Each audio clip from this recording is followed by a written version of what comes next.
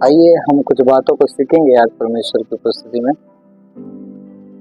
आज मेरा विषय होगा एक मसीह पति को अपनी पत्नी के प्रति क्या जिम्मेदारी है। पत्नियों का भी जिम्मेदारी है, पतियों का भी जिम्मेदारी है।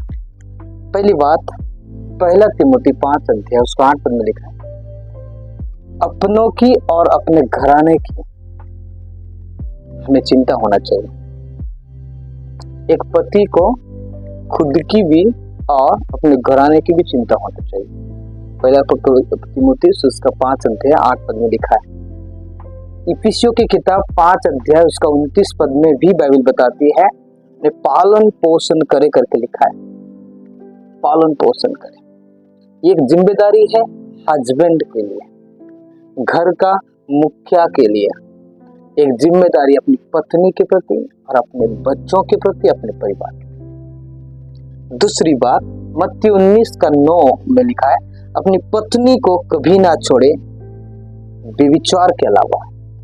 देखिए, ध्यान दीजिए, यदि आपकी शादी हो चुकी है तो आप दोनों एक हैं, आप दोनों कभी भी अलग नहीं होना चाहिए, व्यभिचार के अलावा करके लिखा है।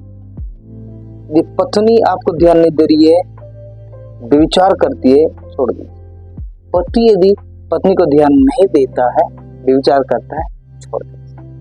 लेकिन मसीहत में ऐसा नहीं होना चाहिए। प्रभु के लोगों के लिए अच्छी बात नहीं है। शादी परमेश्वर की ओर से होती है, तो आपको और मुझे शादी के बंधन में मृत्यु तक टिके रहना चाहिए, अलग नहीं होना चाहिए। तीसरी बात, याकूब 4:2 में लिखा है, लड़ाई झगड़ा बिल्कुल नहीं।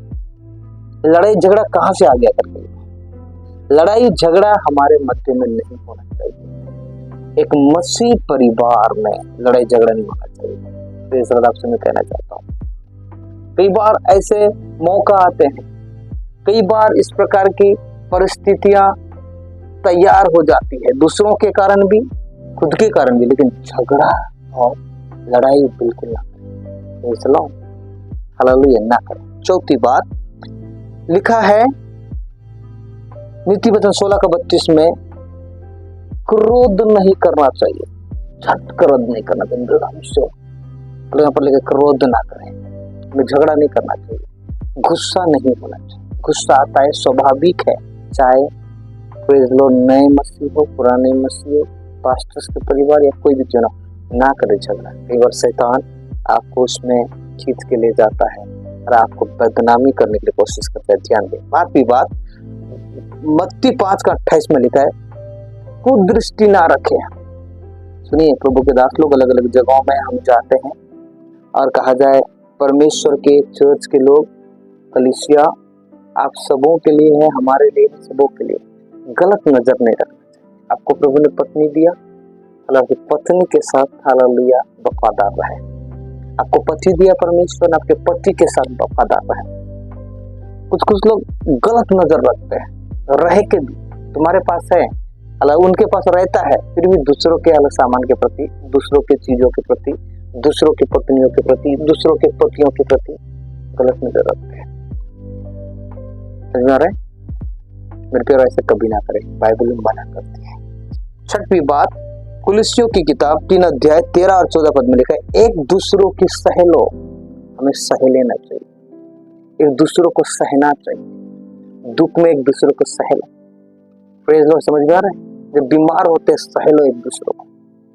प्रेज़ गॉड, क्योंकि शादी के समय बाचा बांधे हैं, सुख में भी, दुख में भी, गरीबी में भी, संपन्नता में भी, आरोग्यता में भी।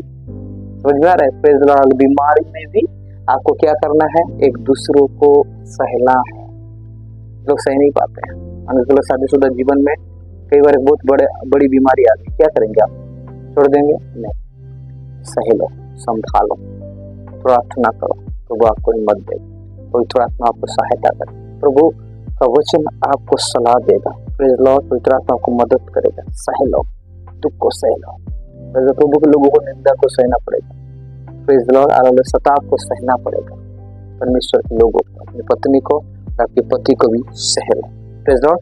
सातवीं बात, कुलिस्सियों की किताब 3 अध्याय में ही 13 और 17 14 में लिखा है, और इसको पढ़ेंगे तो क्षमा करो, माफ करना है, हमें सॉरी बोलना है।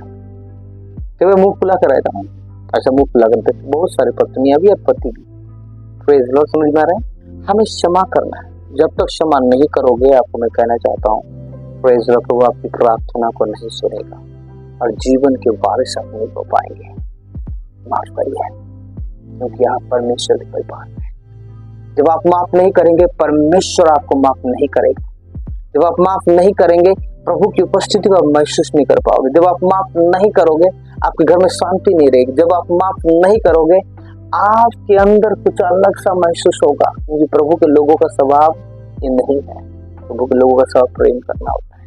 माफ करेंगे, क्योंकि हमारे स्वर्गीय पिता हमारे अपराधों को, हमारे स्वर्गीय पिता हमारे पापों को उन्होंने समाप्त किया है, माफ किया है। माफ करें। समझ आ रहे हैं? 8वीं बात, इफिसियों की किताब 5 अध्याय 25 में लिखा है, लव योर वाइफ, आपके पत्नी को प्रेम करो।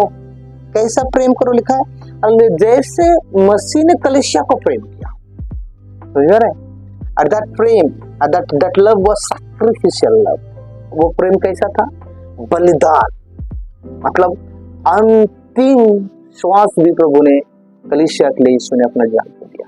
ऐसा प्यार हमें करना चाहिए। Praise the Lord, hallelujah. आज मैं 8 बातें आपको बताया और नेक्स्ट वीडियो में मैं 8 बातें बताऊंगा। इसलिए मेरे प्यारों, एक जिम्मेदारी पति, कर्तव्य को निभाने वाली पति, रेस्पॉन्सिबिलिटी को निभाने वाली पति हमें बनना चाहिए। आत्मिक पति का स्वभाव, ये 8 स्वभाव होना चाहिए। उसके अंदर और भी बहुत सारे स्वभाव में आने वाला बातें करूंगा। तो इस वीडियो से आप सभी को आशीष दें। वीडियो अच्छा लगता है, कुछ मैसेज आपको मिला, प्रेज लॉर्ड, आप सब्सक्राइब करें और प्रार्थना करें कि और भी वीडियो बना सकें। प्रभु आप सभी को आशीष दें। आमीन।